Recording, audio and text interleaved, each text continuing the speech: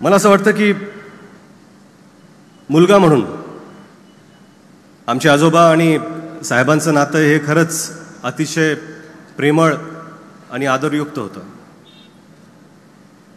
आपला मुलगा मंत्री झाला म्हणून बाबांना प्रेमाने मी बाबा म्हणायचो, पप्पा त्यांना दादा म्हणायचे. कौतुक होतं, आदर होता की जनकल्याणाच्या कामामध्ये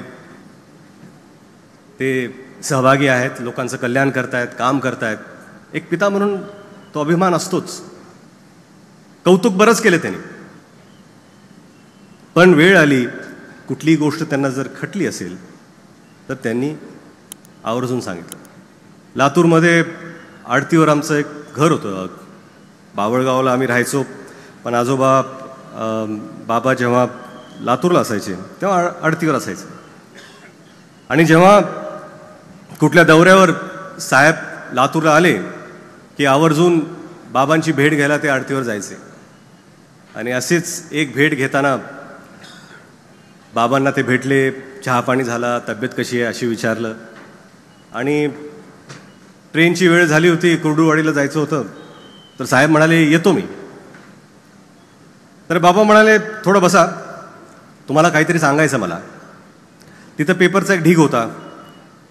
त्या वृत्तपत्रातून एक त्यांनी पेपर काढला आणि ती बातमी त्यांनी साहेबांना दिली. ते म्हणले ही बातमी छापून आली आहे तुमच्याबद्दल, वाचा.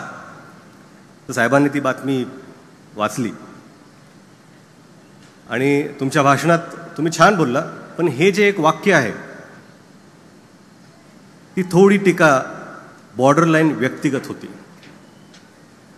राजकारणात तुम्ही टीका करा, पण व्यक्तिगत टीका ही करू नका.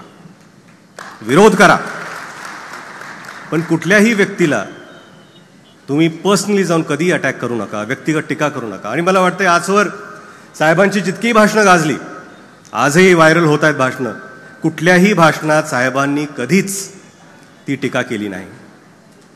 मला वाटतं, आणि ही गोष्ट आम्हाला स्वतः साहेबांनी सांगितली. त्यांनाही कुठंतरी वाटलं होतं की बाबा आपल्या वडिलांनी जी आपल्याला शिकवण दिली आहे तीच शिकवण आपण आपल्या मुलांना द्यावी. आणि यालाच संस्कार म्हणतात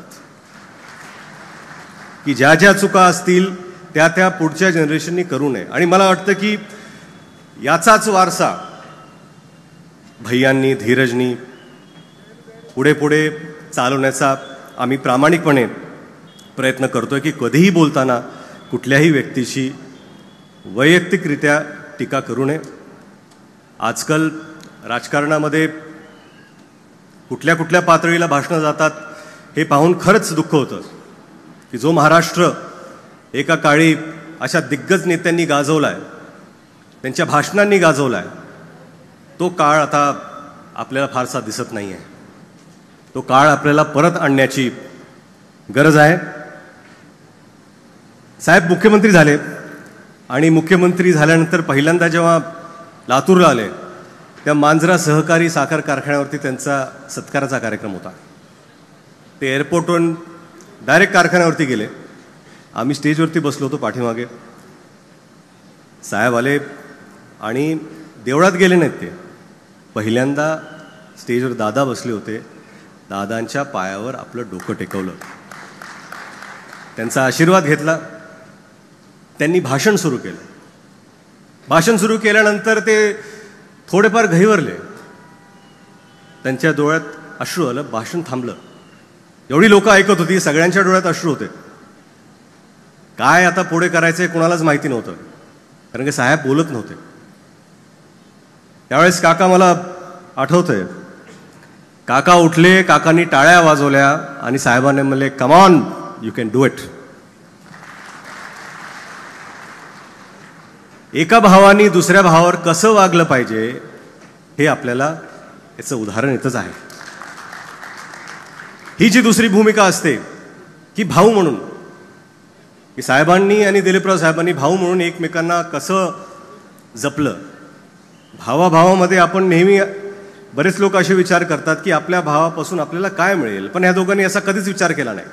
आपल्या भावाला आपण काय देऊ शकतो, आपल्या भावाला आपण साथ कशी देऊ शकतो हीच भावना दिलीपराव देशमुख साहेब आणि विलासराव देशमुख साहेब यांनी कायम ठेवली. आज साहेबांना जाऊन जवळपास 12 वर्ष झाली.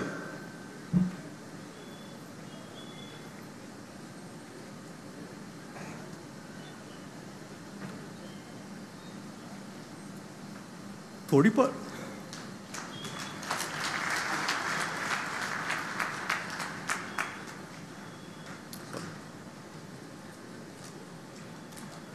उणीव नेहमीच भासते.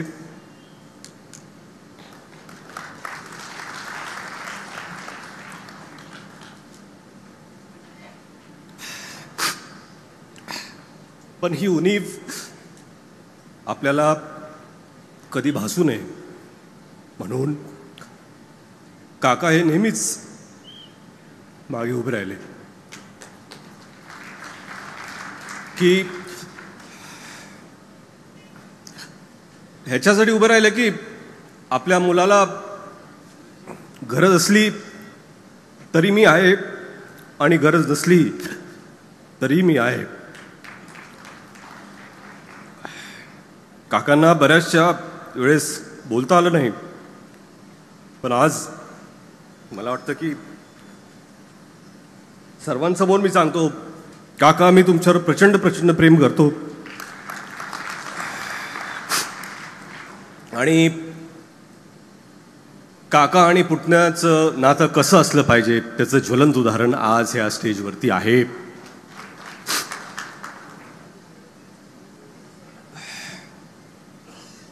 आणि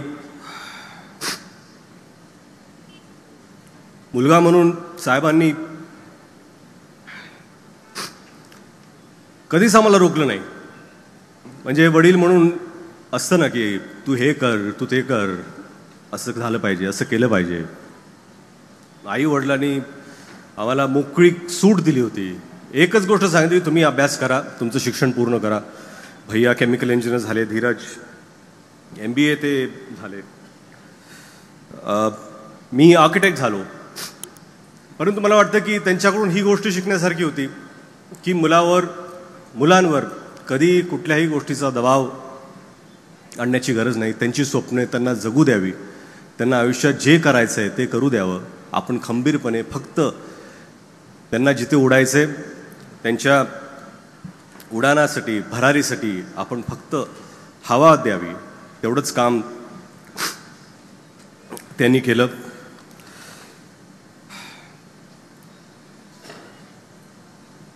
आई वडिलांना पाहून म्हणजे मी हे सांगतो की साहेबांचे वेगवेगळे रोल्स, मुलगा म्हणून झालं, भाऊ म्हणून झालं, पिता म्हणून झालं, पती म्हणून सुद्धा, जेव्हा आई वडिलांना मी पाहायचो घरी तेव्हा मला वाटायचं की लक्ष्मीनारायणाचा जोडा आहे. आणि मला वाटतं की प्रत्येकाला वाटतं आपले आई वडील हे लक्ष्मीनारायणच आहेत. आणि कधीही कुठले अपशब्द घरी वापरले नाहीत, कधीही कुठल्या वरच्या स्तरावर कधी बोलणं झालं नाही. आणि हे स्वभावाचा जो गुण आहे तो कुठेतरी आम्ही घ्यायचा प्रयत्न करतो, आम्ही तसं वावरण्याचा प्रयत्न करतो.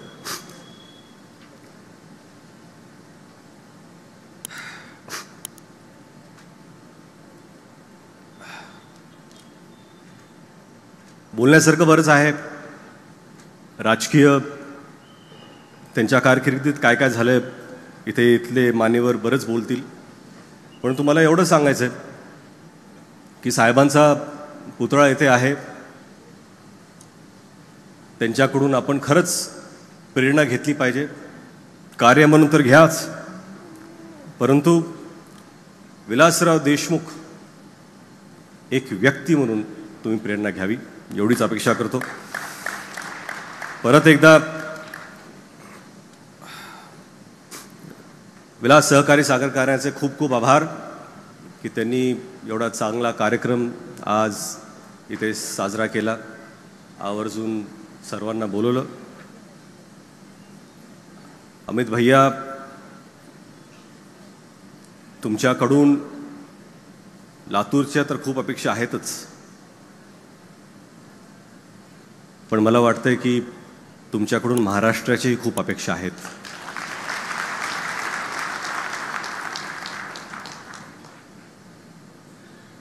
आणि आता ती वेळ आलेली आहे की तुम्ही ते पाऊल घेतलं पाहिजे. तुमच्यासाठी खूप खूप शुभेच्छा भैया. जय हिंद, जय महाराष्ट्र.